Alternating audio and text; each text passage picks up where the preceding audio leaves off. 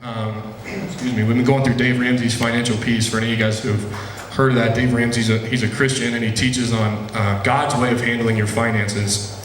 And it's been amazing to watch miracles happen in our group, in our lives, and other people's lives as people start submitting their finances to God's plan and doing things the way God wants. And we've seen amazing prosperity. And I want to throw a disclaimer out there right from the beginning. I'm not going to talk to you guys about prosperity gospel today, but I'm going to talk to you about the prosperity that's in the gospel. Amen. How many of you guys know the gospel, it was not preached so that everyone would be poor and suffer 24/7 and live hell on earth while we're here?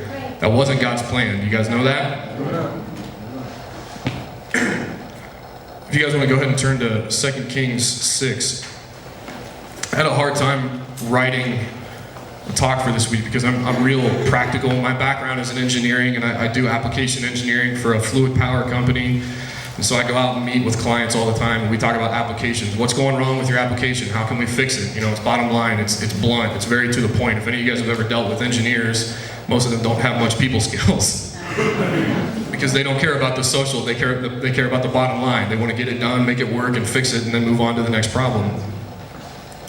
So I have a background in engineering. That means I like very practical talks. I like talks that are like, here's 10 things you need to do in your life to make this happen, to get to the next level of finances or to see healing happen. Give me my 10-step plan so I can execute all 10 steps, and then we'll get on. I like the practical. But while we're in worship, I really felt like the Lord was working on me, and he said, not everything about me is practical. All right. Not everything that about me has a tangible thing that you can do with it at the end to make your life better. Sometimes you just need to know my truth and let it hit your heart and let it change aspects. And I really feel like that's what the Lord is doing this morning. I feel like more than a practical sermon this morning, I feel like there's some truths about God that we all need to understand and he wants to share. So 2 Kings 6, 1 through 7. Now the sons of the prophets said to Elijah, "See, the place where we dwell under your charge is too small for us. Let us go to the Jordan, and each of us get there a log." They said things weird back then, didn't they? Each of us get there a log. "And let us make a place for us to dwell there." And he answered, "Go." And one of them said, "Be pleased to go with your servants." And he answered, "I will go." So he went with them, and when they came to the Jordan, they cut down trees.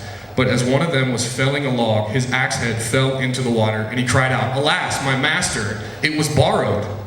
Then the man of God said, "Where did it fall?" When he showed him the place, he cut off a stick and threw it there, and made the iron float. And he said, "Take it up." So he reached out his hand and took it.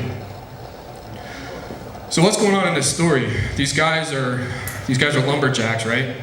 And these guys are sons of prophets, and they need a bigger house. The house that they're living in isn't big enough, and so they go down to this place where they know there's a lot of trees, and they're there to chop them down. And this guy's axe breaks. This guy, I think it's really easy for us when we read scripture to kind of gloss over things and not put ourselves into positions of the people in the scripture.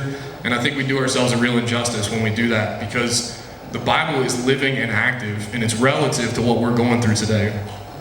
So I started thinking about this guy, and I pictured this guy who, he's on the job, he's been asked to come do a job, and he probably needs to get paid, or he needs to live in this house, and if he doesn't take part in the work, they're going to say, "Yeah, you didn't help build the house, what do you think you're doing in here?" So this guy, let's assume this guy needs to get paid, right? And so he needs to go do this job, and he knows how to handle an axe, but he doesn't own one. Any of you guys ever been there? I know how to do a job, but I don't have the things I need to do the job. So what did he do? He went and borrowed one, right? That makes sense. He's got a friend or a neighbor or a brother or some guy he met on the street that has an axe. And he said, "Hey, let me use your axe." And the guy said, "Great." I think this guy's intention upon completing the job was to take the axe back to the owner in good shape, right? Does that make sense? And I think we can tell that because what happens as soon as that axe head breaks? He starts freaking out. He runs to his master, like his master is a blacksmith, right? No, his master's Elijah, he's a prophet. But he goes running to him anyway, and he says, "Hey, this axe broke, what do I do? This is borrowed." I think that translates into, "Stink, I borrowed this, now I gotta pay for it. I needed this thing to earn the money in the first place, And now, not only am I not going to complete the job and get the money, but now I'm minus, let's say the guy was going to get $1,000 for doing this job, and the axe cost $600. So instead of being up $1,000, now he's minus $600. So that's a negative $1,600 swing. Well, I grew up a little more in the country. Have you guys ever heard of Harrison, Ohio? It's like right on the border where Ohio and Indiana meet. I grew up out there when it was still cornfields, and Robert likes to say the hills have, no? Oh, okay. Behind my house there was a big 10 to 15 acre cornfield, and as I was growing up they started developing that cornfield. You know, companies would come in and buy it, and they put a store there, they put a grocery store, and then there was a store that came along called Tractor Supply. You guys ever heard of Tractor Supply? It's pretty much what it sounds like.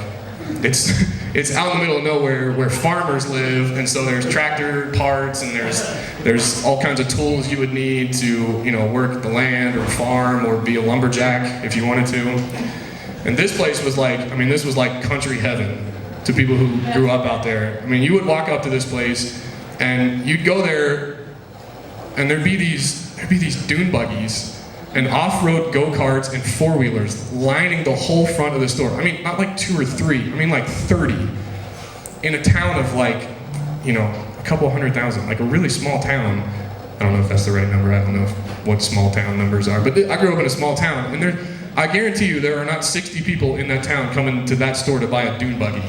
But they had them, because you know, when you go to the store to buy an axe or a flywheel to fix your tractor, what you really need to bring home is a dune buggy. Or you need a four-wheeler to haul the flywheel back. Anyway, one example I can give you of how ridiculous this place is axes. You walk into this place and they didn't just have a couple axes in the back, you know, like 2 or 3 that, you know, Farmer John brought in. And no, this place had 15 different brands of axes, and they had wedges, and they had sledge axes. They had axes made for speed. They had aerodynamic axe heads. They had axes made for power. They had wood handles, fiberglass handles, heavy-duty plastic. They had red axes and blue axes. They had axes with Bengals logos. They had medieval war axes. They didn't really have medieval war axes.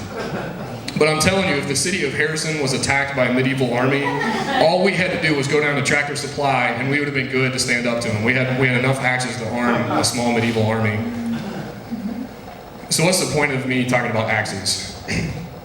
Axes to us aren't a very valuable thing. So if we just think about axes and this guy's situation, it's kind of hard to feel what he was feeling, right? What if instead of axe, you replace that with your friend's $600 iPhone? Let's say you need to make a call because there's some emergency going on or whatever, and your phone battery is dead, or you don't have your phone with you, or maybe you just don't have a cell phone, and so you borrow your friend's phone and you make this call, and you know the phone slips out of your hand and hits the pavement and bounces right into a puddle.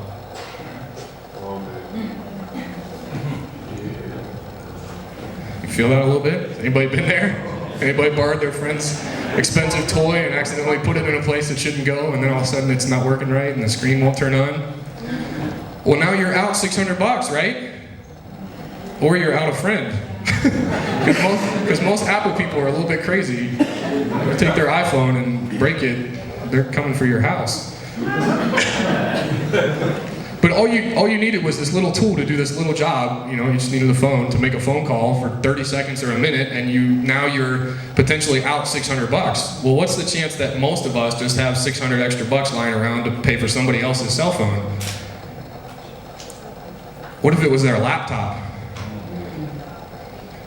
What if you had to cut down a tree and you borrowed some guy's $1,000 chainsaw and the chain snapped and got caught and bent the shaft of the chainsaw? Then what?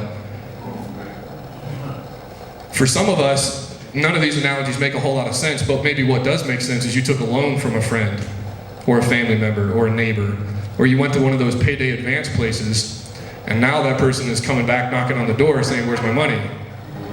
Because time's up and I want it, or things are going to get ugly. There's a stress that comes with that. Back then, they didn't have automated manufacturing lines that churned out 300 axes an hour and could stamp logos and pretty handles. It took days or weeks or maybe even months to make quality tools back then. It took time to harvest iron ore, to chop down the trees and split the wood in order to heat the fire. Then it took time to build the fire. Then it took time to make the tools the blacksmith needed to make the tool. And a high amount of skill to make come with a high price tag. That's what this guy is feeling. This guy who just had this axe head break. He's feeling this stress because he borrowed this guy's axe that he probably couldn't afford in the first place, or he probably would have an axe, and now it's broken. Expensive and broken equals stress. It equals burden. It equals constantly thinking about bill collectors calling, waking up sick in the morning and knowing that you still have to be at work because if you miss a day, you don't have enough money to pay for food this week or this month. It means wondering if you can make your paycheck stretch to cover the bills this month or this week, or maybe even just today. You're trying to live day by day. Always being envious of the people around you that do have breathing room in their finances. Instead of being able to celebrate with the miracles God's doing in their lives, you're just on the inside, you're being eaten away by bitterness.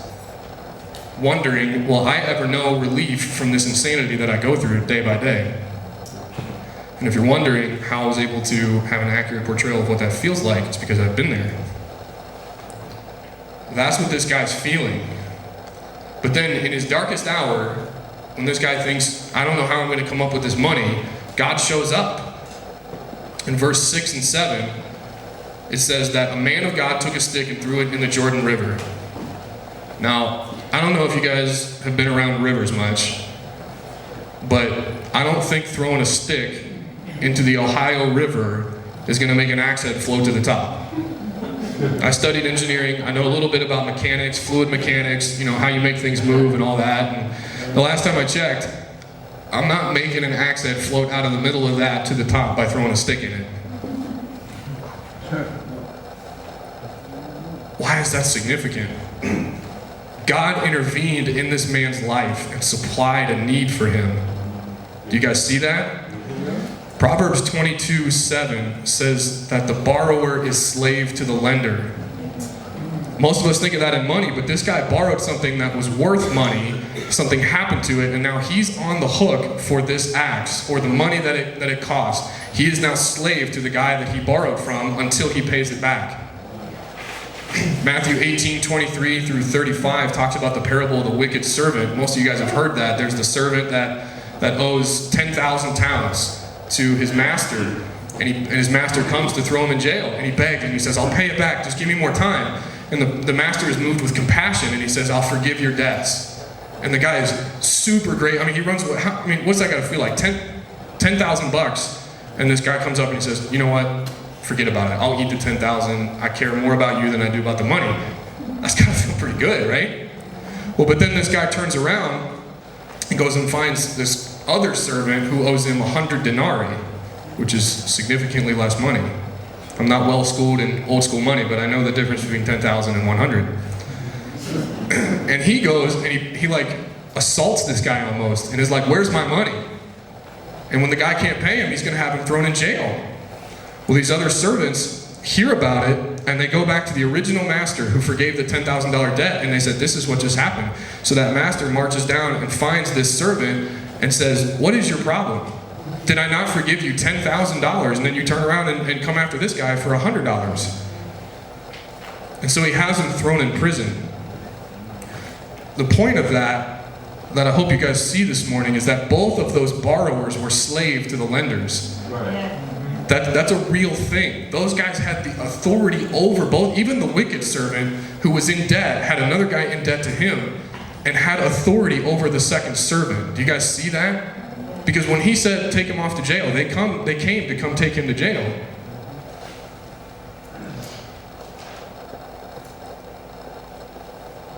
We are slave to the people that we borrow from. And there's a stress, there's an emotional burden that comes with that. I was reading some stats right before service about the effect of financial stress on people, and it's considered to be one of the number one leading causes of divorce in this country. Is debt in a family. It causes all kinds of health problems, and it's actually considered one of the top reasons why people call off from work, because they're so stressed out about money. Now think about how backwards this is.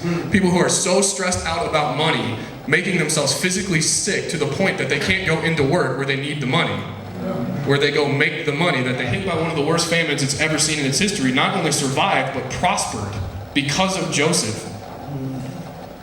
I'm here to tell you this morning, there is a God who's looking after you. Amen. Joseph went through some messed up stuff. Yeah. He got sold into slavery for no reason by his brothers. Then he got thrown into jail for doing the right thing.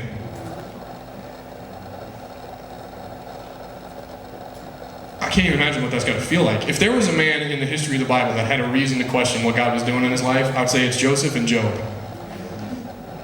I mean, he continually keeps doing the right stuff, and somehow he keeps ending on the short end of the stick.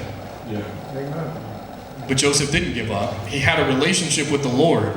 And that's evidence because when the Lord spoke to him interpretations of dreams and business plans, he was able to hear it. Any of you guys know what it's like to listen to the voice of the Lord. You know that the closer something gets to your heart or the harder something is on your life, it's harder to understand what the Lord's saying. The way you can tell that somebody has a deep relationship with the Lord is they can hear him speak even while all that is going on. And Joseph had massive turmoil in his life. And he was still able to hear the Lord speak how to get out of it. And not only how to get out of it, but to help other people not get into the middle of it. Hallelujah. Yeah.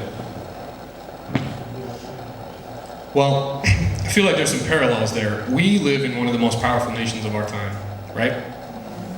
Really, maybe of any time. One of the most powerful militaries, economies. It's been up and down.